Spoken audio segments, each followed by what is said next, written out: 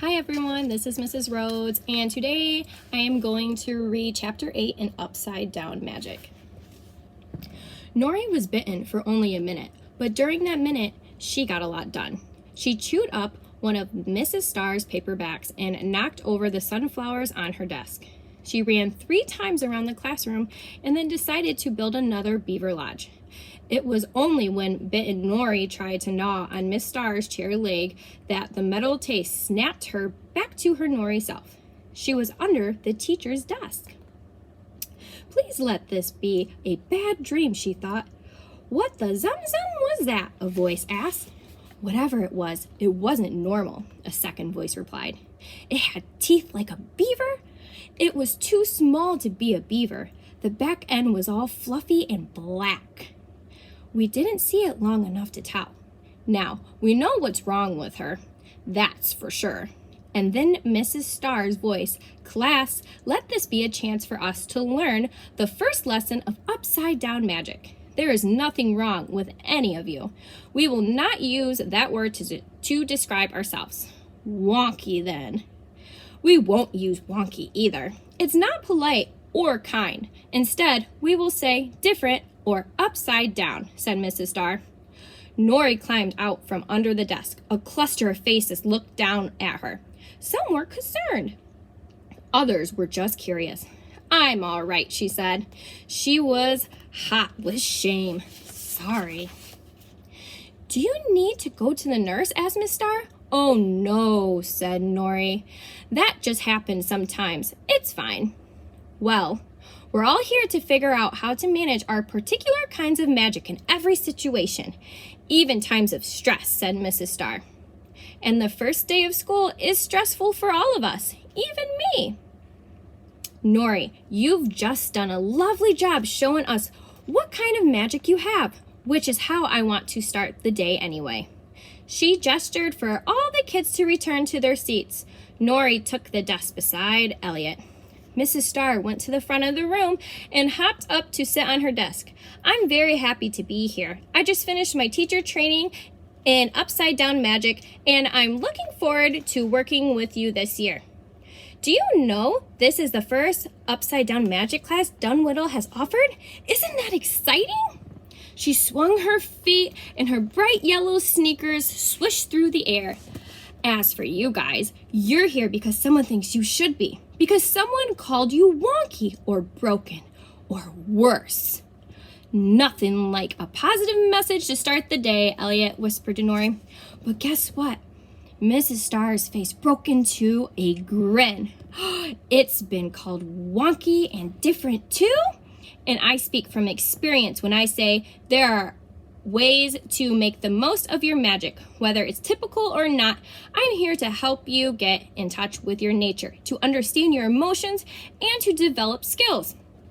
With these ideas in mind, I'd like to invite each of you to show us your magic. Her manner was joyful, and as if they were sharing a secret, a good secret. She turned to the blonde boy with the thuggish eyebrows, although perhaps his eyebrows weren't quite so thuggish after all. His eyes were round and earnest, and a tuft of hair stuck up from the top of his head. He actually looked nice, if nervous. Sebastian, Miss Starr said, would you like to go first? Say something about yourself and then share your magic. Sebastian stood. His chair scraped the floor. My name is Sebastian. I'm a kind of flicker, he said. Only I can't turn invisible, and I can't turn other things invisible either. What do you do then? I see sound waves. They're invisible to most people. Are there sound waves coming from me, Miss Starr asked. If there weren't, you'd be dead. Sebastian looked startled when some of the kids laughed. Why is that funny? He asked. Sound waves are very important.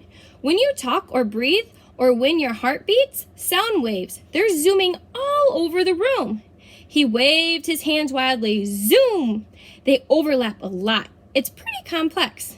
What's the point? Asked the other boy in the front row. Nori thought he sounded rude.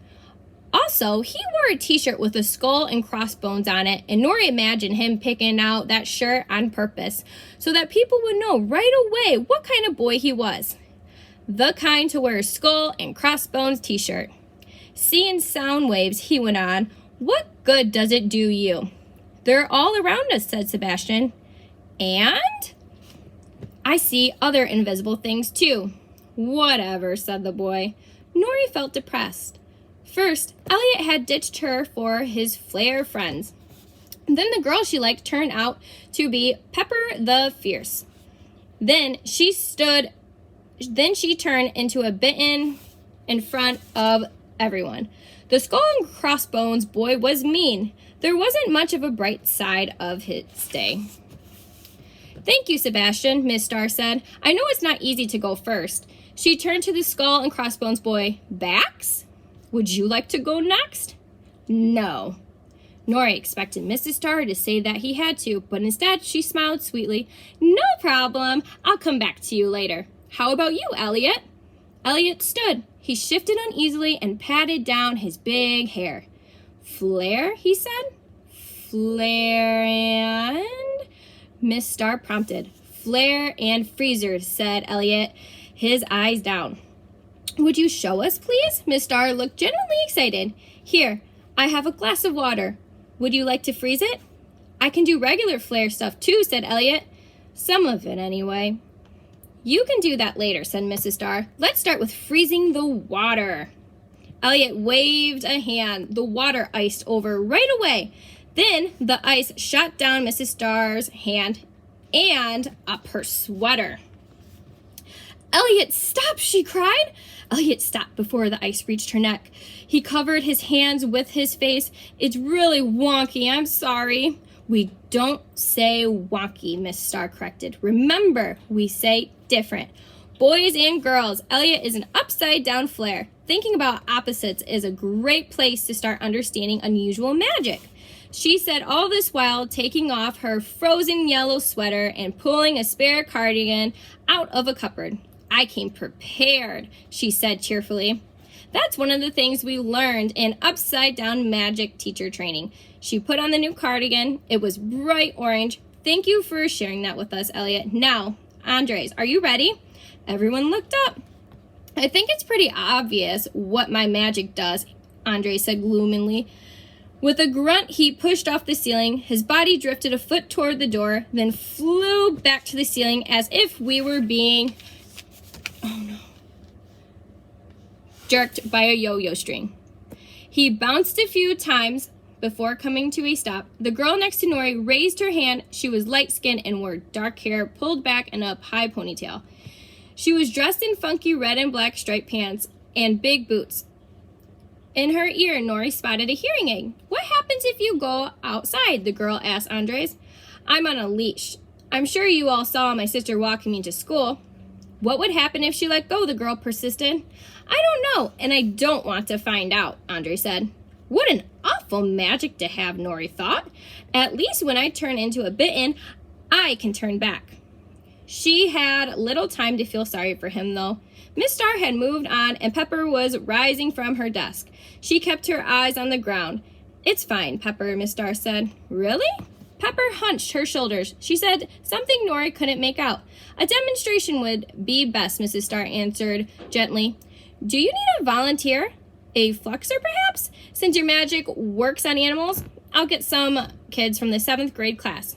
She picked up the phone, and less than a minute later, 2 7th graders came in the room, a boy and a girl. Pepper sighed. We're all here for you, Pepper, Miss Star encouraged. Don't worry. All right. Do either of you do crocodile? Pepper asked. The 7th graders shook their heads. That's really advanced, said the girl. How about a bear? No large carnivores until the end of high school, said the boy. In 5th, we mastered all different colors of kitten, the girl volunteered. I was hoping for something that wasn't little and cute, Pepper muttered. The nicer the animal, the worse this makes me feel. Kittens are fine, Miss Star said. Let's see. As if she flipped a switch, both 7th graders transformed into teensy kittens, one orange and one calico. They were really good kittens, Nori thought, feeling a bit jealous. Perfect whiskers, perfect stripes and spots. Not a touch of dragon anywhere. Moving slowly, Pepper knelt down to the kittens. She held out her hand the way a person does to cats when the person wants to say, I'm safe. See? Come sniff me. The calico's tail stood right up. Her legs went rigid. She yowled a horrible, high-pitched yowl, then fled the room in a blur. The orange kitten cowered and hissed. He tried to escape by crawling up the wall, his tiny claws scrabbling at the white paint. Pepper was clearly the scariest animal these kittens could imagine. Miss Star cleared her throat. All right. Thank you for showing us your power, Pepper. Let them relax now. But I can't, Pepper said desperately. I can't turn it on or off. They just hate me. Said Mrs. Star. Pepper, would you mind going down the hall? Way down the hall, just until everyone calms down. Twin spots of color appeared on Pepper's cheeks as she slunk out of the room.